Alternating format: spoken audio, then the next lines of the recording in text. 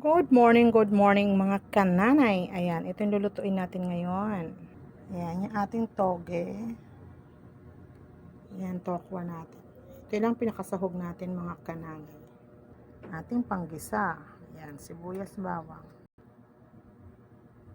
Okay, dahil luto na yung ating tokwa, sisegregate muna natin.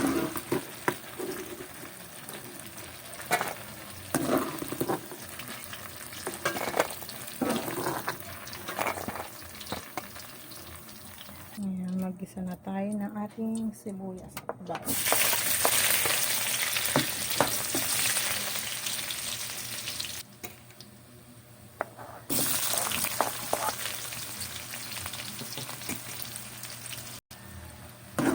Okay, sunod na natin siya ng ating toge mga kananay.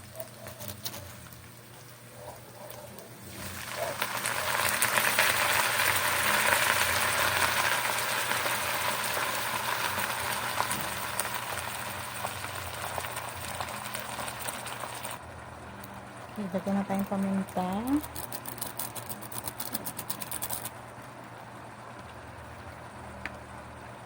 Konting asin.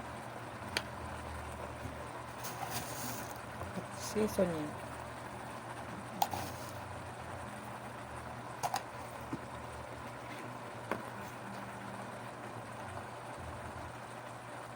Maglagay ako ng konting toyo mga kananay. Tatakpan muna natin siya. Hindi na natin siya haluin.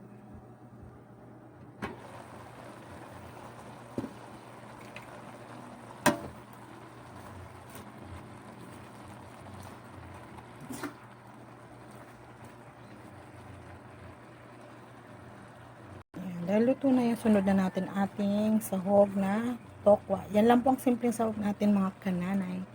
Okay, luto na po ang ating ginisang toge mga kananay. Thank you. God bless.